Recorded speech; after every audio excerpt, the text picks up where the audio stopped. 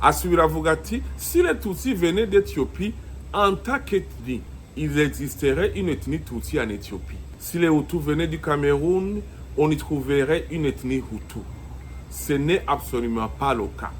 Vuga bati aha nambo koko haje umututsi tutsi w'ubwoko avuye muri Cameroon muri Ethiopia yategerezwa kuba hari abatutsi muri Ethiopia ntabahari. Namba koko hari abahutu baje bw'ubwoko bw'abahutu bava muri Cameroon bava mu za Gabon hategerezwa kuba hari ubwoko muri ubwo burere. Barasubira bakavuga bati naho baciye muri ivyo bihugu bari gutegerezwa kugenda basiga abantu babo ubwoko bwabo kuko si bose bari kuzira rimwe bagashikira rimwe. Ikomeye cyane abazungu bigisha muri ayo mashure yuko abatutsi ari abahamite abahutu ari ababantu. UNESCO mu gihumbi kimwe n'amajana 980 barasigura ngaha après de nombreuses études l'UNESCO a officiellement retiré toute référence aux hamites de ces classifications dès 1980. Le hamitisme est une pseudoscience aujourd'hui morte. Nukuvuga yuko abatumva igifaransa ati ivyo bavuga ngo abatutsi ngo nabahamite bavuye hariya ngo abahutu ngo nabahariya ngo babantu ngo sivyo. UNESCO yaragize ubushakashatsi bwinshi nkuko twabibasiguriye muri evidence scientifique basanga amaraso aramwe. Baca bafata iyo hamitisme baca barayikura mu mashure baravyigisha muri universite ariko kuri ama recherche vy'amaraso yagiye atera imbere mu nyuma baciye basanga yuko ari ububeshi kuko atari bwatera imbere mu vyerekeye ama recherche y'amaraso. Abaciye hagati bagacayo moko babigize mu gihumbi hagati y'igihumbi kimwe n'amajana 930 gushika mu gihumbi kimwe n'amajana 950 avy'amaraso bitarazi vy'ama group sange n'ibiki. Mu nyuma niho rero ayo ma evidence aje bace bagira ama recherche bajyanye bagabuye Burundi n'Abanyarwanda nibo mu gihumbi kimwe n'amajana 968 bavuze ko bihenze. Ariko birateye isoni birababaje yuko abarundi abanyarwanda bakibandanya bicana bazi yuko atari bamwe. Karere hamaze gupfa abantu bangana n'imiliyoni 10 zirenga. Abashakashatsi bavuga yuko bapfuye ntibapfuye mu ngwano kandi ko bapfuye mu majenoside. Jenoside kandi zidasanzwe zitameze nk'izindi. Nka Adolf Hitler mu Budagi abapolisi n'abasirikare nibo bica abantu ariko ngo mu Burundi no mu Rwanda abanyagihugu baja kwica abandi. None ngo ivyo biva kuki? Ngo biva kubera abarundi n'abanyarwanda bemeye cyane gose babishura mu mutima ko abahutu n'abatutsi nk'ubwoko butandukanye bakaba bavye. Undi mushershera akomeye yitwa Abraham we yavuze ati il n'existe aucune preuve tangible du parcours migratoire de ces groupes Hutu-Tutsi. Les traditions orales locales ne mentionnent d'ailleurs aucune migration massive ni guerre entre envahisseurs et autochtones. Nta trace ngo nimwe berekana au niveau archéologique yerekana yuko abantu bitwa abahutu bavuye muri za Cameroon baza nk'abahutu abatutsi baza nk'abatutsi baje muri bava muri za Cameroon. Ntabi rero iki kiganiro cha Peace Builders ni TV ni kiganiro kije kiza gisigura neza ivyo abahinga berekana yuko atabwoko buhari mu Burundi no mu Rwanda kandi yuko abo bantu bapfuye apfira ubusa kandi bakiriko.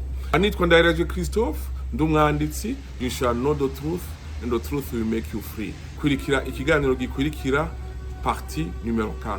Turabasavye subscribe, turabasavye like, turabasavye comment.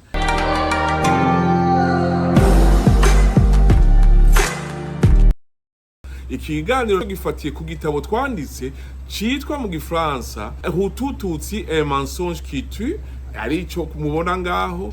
Mu Congereza naho ni Hutu-Tutsi a deadly lie, mu Kirundi naho Hutu-Tutsi ikinyoma catumaze. Kirerekana evidence, ibimenyetso bitanu vy'abahinga berekana yuko atabwoko buhari mu Burundi no mu Rwanda.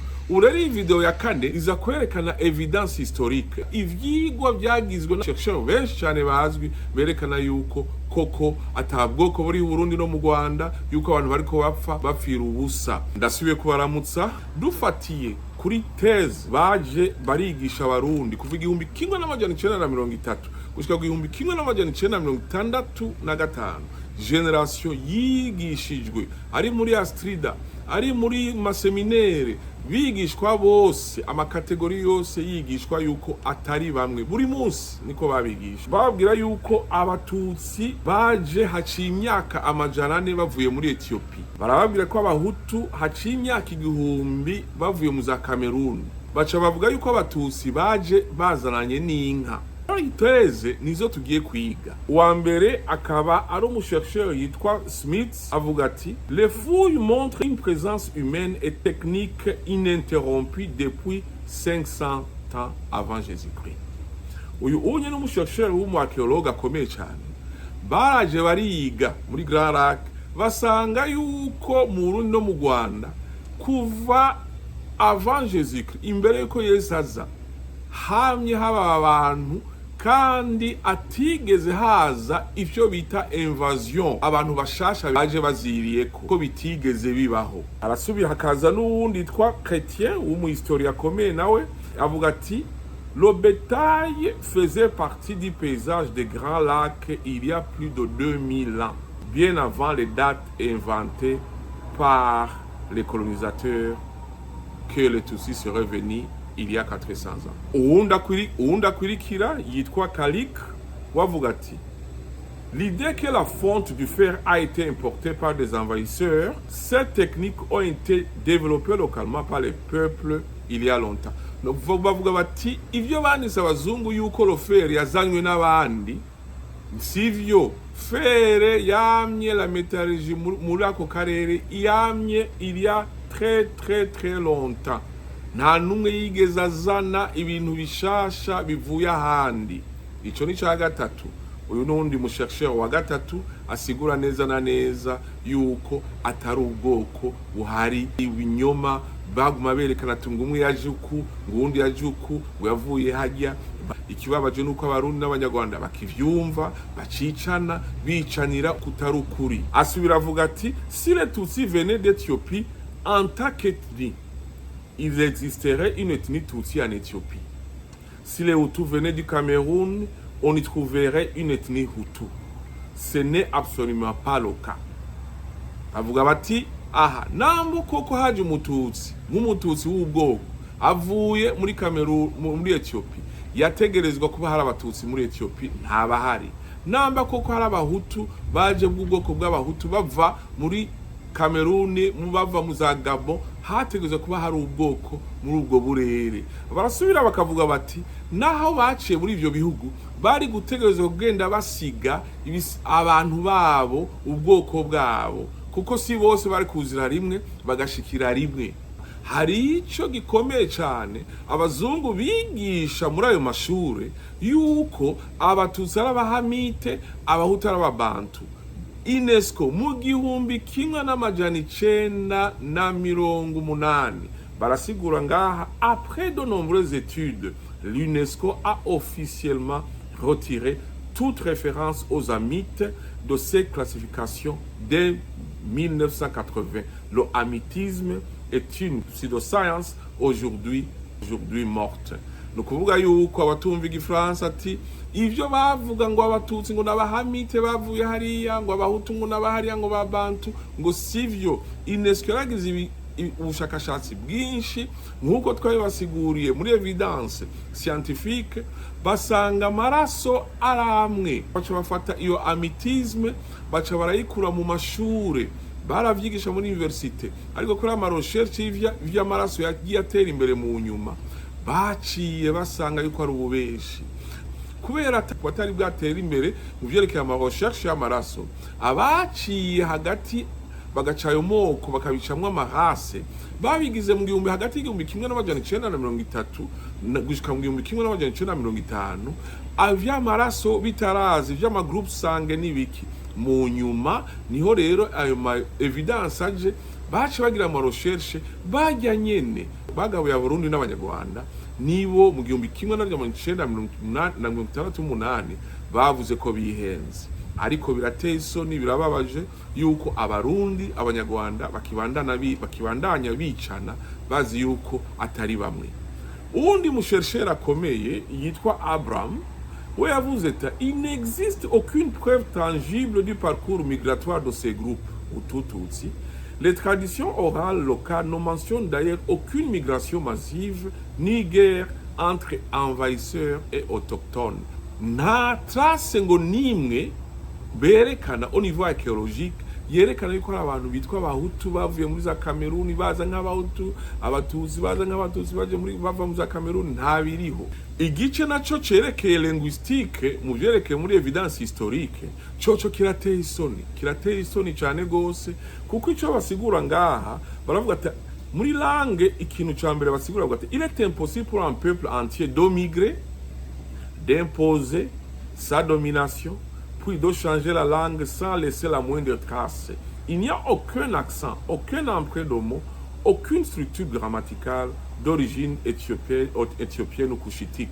Baravuga bati bijya abantu bavuze bavuga bati ngo kuko nivyo bigisha ibuka ko bigisha kuva ku mwami barabigisha yuko bavuye muri Ethiopia bashitse Burundi no mu Rwanda baraheba ururimi bafata ururimi ngo rw'abahutu n'abatwa ngo baragwiga ngo hama ngo baca baheba urwabo ariko aba-expert bavuga bati yuko ko bidashoboka yuko umugwi woza ukaheba ururimi rwabo ugafata ururimi ruraho ukagwiga ukibagira na gato gashoboka gato kakaksa kose gashoboka kavuye mu rurimi mwari musanzwe muvuga basogokuru banyu basanzwe bavuga cyane cyane iyo ari imyaka amajana kandi iyo myaka amajana ni mike cyane kugira ngo umuntu yibagire totalement ururimi rwiwe accent yiwe nta na hamwe herekana mu Burundi no mu Rwanda ikintu cyose cerekana ko harimo langue éthiopienne cyangwa langue couchitique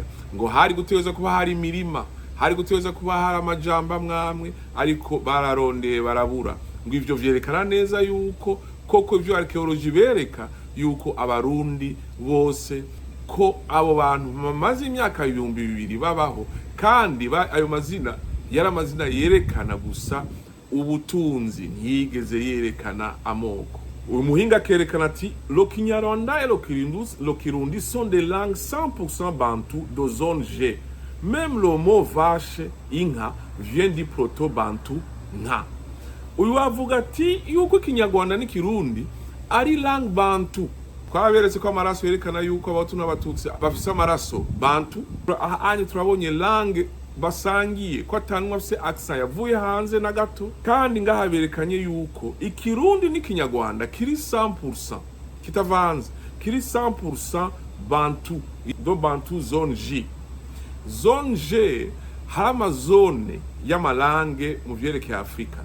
Iyi langue y'Ikirundi n'Ikinyarwanda biri muri zone G kandi berekana yuko même le mot inka ni mo yitwa nka ni zina bantu koko namba abatutsi boba barazanye inka iri jambo ntiryari kugumaho bari kuguma bavuga ayandi majambo avuye muri Ethiopia. Bashaka igico gitabo naco ari Hutu-Tutsi un mensonge qui tue mu Gifaransa, Hutu-Tutsi et deadly lie mu Cyongereza, Hutu-Tutsi ikinyoma cyatumaze mu Kirundi. Ivyo bitabo byose mu bisanga muri link muri Amazon mu maforma yose hard copy ama ebook byose mu bisangaho link ringaha muri comment munsi mushobora guklika mugaca mubona mwisanga muri ivyo bitabo nyene mu bikeneye.